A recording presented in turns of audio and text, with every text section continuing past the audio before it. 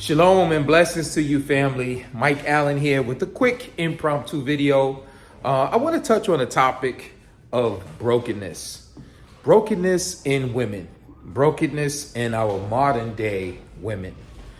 This is a topic, this is a theme that has become such a norm nowadays, where so many women find themselves emotionally in a state of brokenness. Brokenness can be easily defined as a state of depression, deep depression, psychological, emotional, and oftentimes it is a state that a person could be in and not even realize their psychosis, not realize, that this is clinically what it is that they are experiencing. And usually it's people on the outside, loved ones, friends, who can notice these signs, right? That this particular woman may find herself in.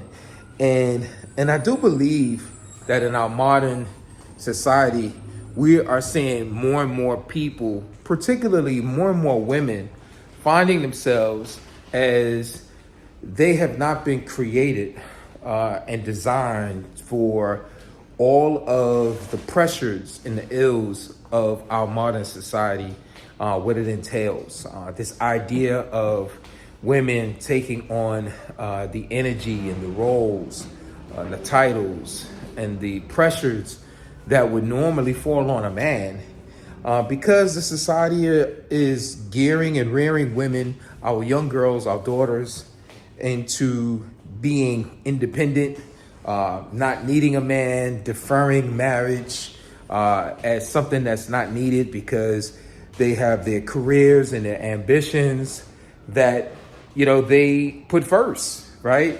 And in a nutshell, the reality of it is a trade-off. And it's also a deception by the enemy that is basically telling our young girls, telling our women that go for your career, go get the bag.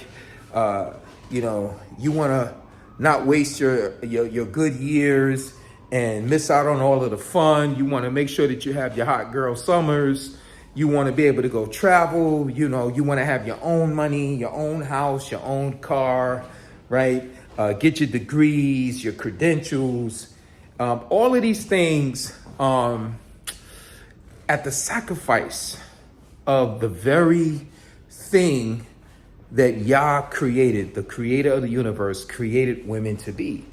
And that was for the purpose of being wives, the purpose of being under the cover of man. When we look in the book of Genesis, we see that the very first mention of the woman was to be a help to the man, one that is suitable, meaning that she was specifically designed for this role.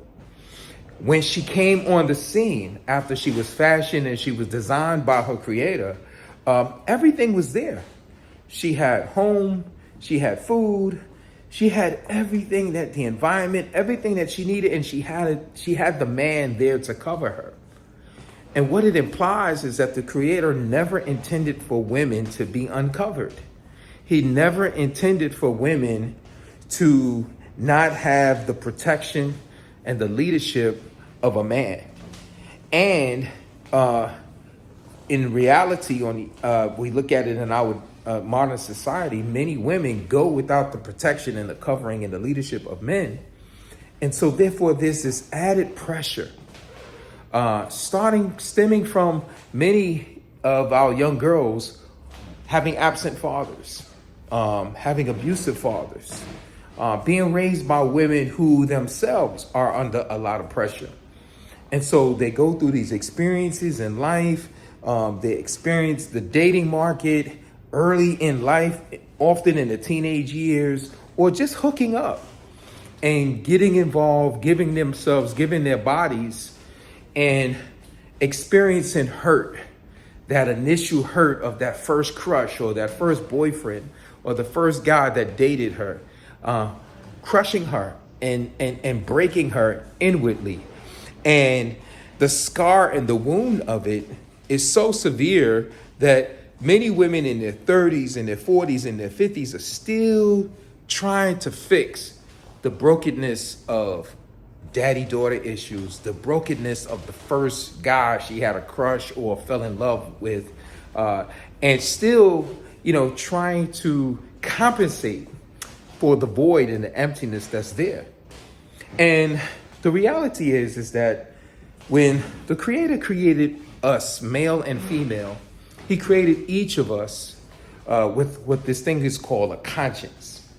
And the conscience, if you look at that word conscience, it is, often like in many of our English words, it's usually words that are smaller words put together.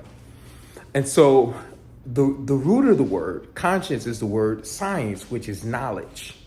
But the prefix, the beginning of the word, is the word conscience, right? And so the word con just simply means to possess or to be with, right? Or to have. So it is to have knowledge. So he created this part inside of us called the conscience, which gives and possesses knowledge. Sort of like in a computer, you have in the computer's CPU, the computer has this data portion of it or storage, which is called memory, right? And now I'm not a computer guy, but I'm trying to use this analogy, so work with me, right?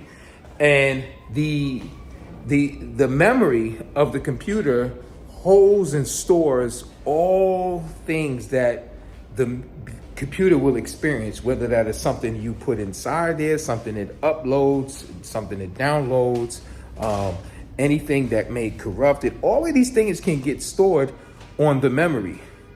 And so it's the same way with the human conscience, the inward part of us. It stores knowledge. That knowledge could be knowledge of good things, good choices that we make, bad choices that we make. It could be bad choices that people make against and with us, or good choices, right? Either way, these are bits of knowledge. These are small datas of sound bites or bytes of knowledge, right? That's stored on our hard drive. The thing about it being stored on our hard drive, even though we might not be consciously aware of these things or be thinking of these things all the time, it's still running in the back of our system. It's still having an effect on our system. And just like memory in a computer, even though you might not be using the particular app or the particular document, it's there. And one thing that it is doing, it is bogging down the memory. It is weighing down the memory, which is having an overall effect on the overall system in and of itself. You'll see that the system will start moving slower. Sometimes there may be some sort of corruptions in the files that you upload into your system, and that can affect your overall system of your computer. And so it's the same way with us as human beings and how we're designed with having a conscience.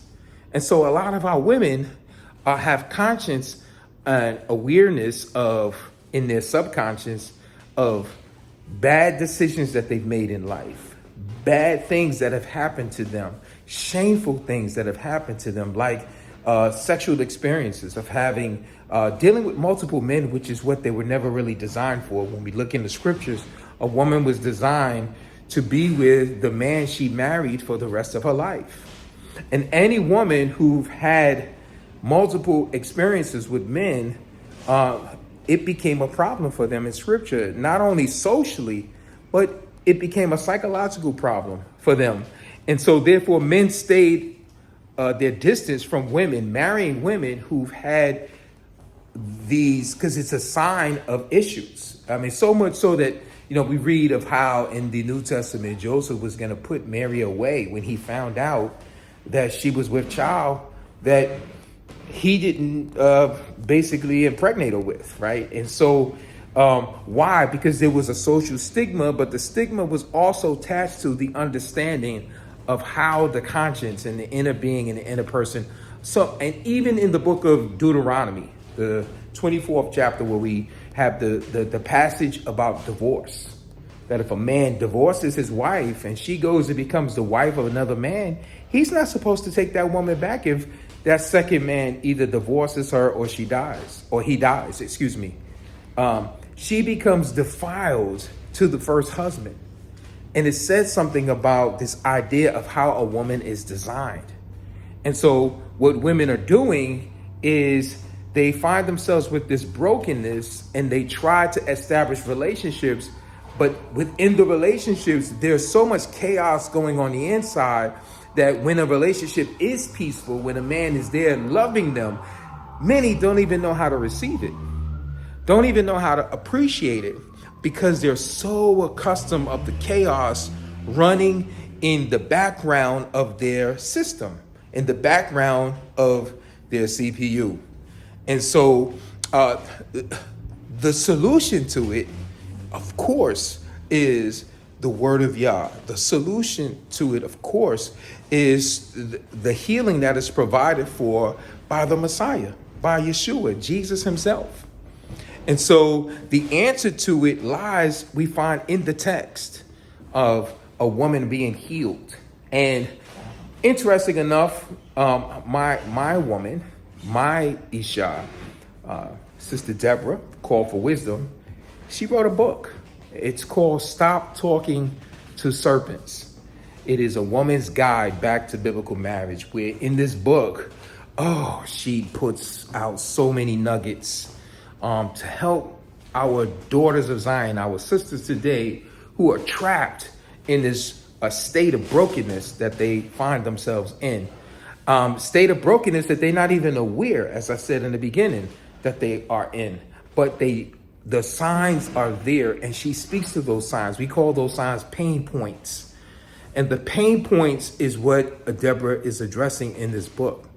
Also, as a complementary to the book, I wrote a book, and it is a great book for a husband and a wife, a man and a woman in a relationship pursuing a commitment of marriage, right? It is a great book, and my book is from threesomes to polygamy, the male conflict between porn and biblical marriage. The book is a comparison of the number one or the top male fantasy, which is threesomes, right? This idea of being with multiple women at the same time, right? Sexually. That's what my book is about. And it really ties back to the brokenness in us as men. And in that particular book, I compare biblical marriage with the lifestyle of poly. And I let out some principles and some truths about polygamy, polygyny, biblical marriage, manhood, masculinity, and I even go into the sciences of what leads to women actually experiencing the brokenness that they're feeling, right? As it relates to women being dealing with men, multiple men, and being broken as a result of the bad relationships with men. And so each of these books are great resources. I'd recommend buying both of them, right? But definitely I'm going to leave the links in the description box below. But I just wanted to share that with you guys today. It was just a quick video. And I just pray for all of Yah's daughters, all of his women, all of the women that he's created, all of the young ladies that are struggling. I just pray for healing today. And I just wanted to just come on in, and I wanted to bless you, and I wanted to make these offers to you. So with that said, I'm signing out until the next time.